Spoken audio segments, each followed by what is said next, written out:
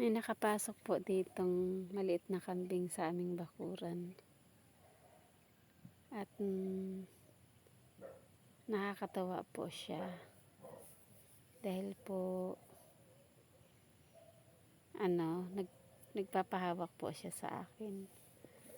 Yung iba po kasing kambing kapag hinahawakan ko tumatakbo.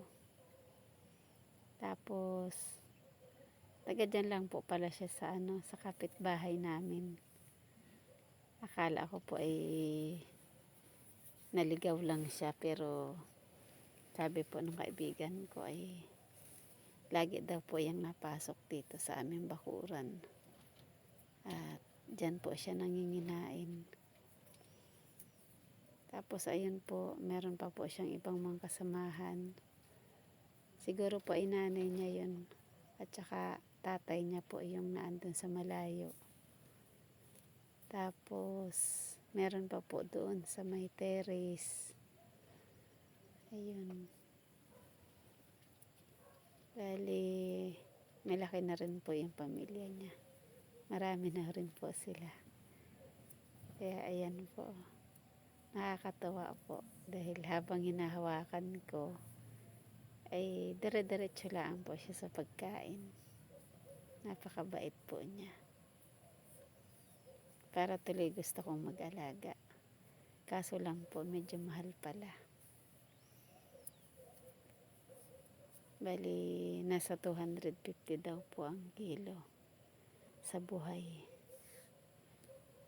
Kaya siguro po ay aabutin niya ng mga 5,000.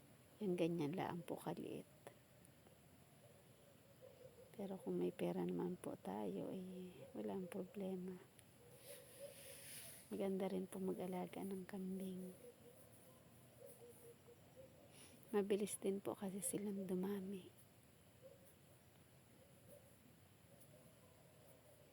At matipid pa. Damo lang po ang kailangan. Tsaka ito nga po pala, magtatanim kami ng nyug. Ganito po pala ang pagpipiling ng saging o pagtatanggal sa kanyang lagayan. Dahil tatagain po natin siya ng dahan-dahan, mga 2 at 3 beses. Para po hindi masira yung ating saging. Ayan. Ganyan lang po kasimple. Bali, ang tawag po sa saging na ito ay bungulan o kaya po ay tampuhin. At kapag nahinog po ito, ay dire-diretso na po siya.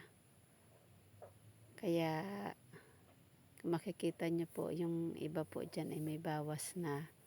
Kasi po, kinukuha na po kaagad namin kapag may nahihinog. Bali, masarap din po yung saging na yan. At sabi po nung iba ay, ito daw po pala yung ginagawang ketchup. Yung ganyang klase ng saging.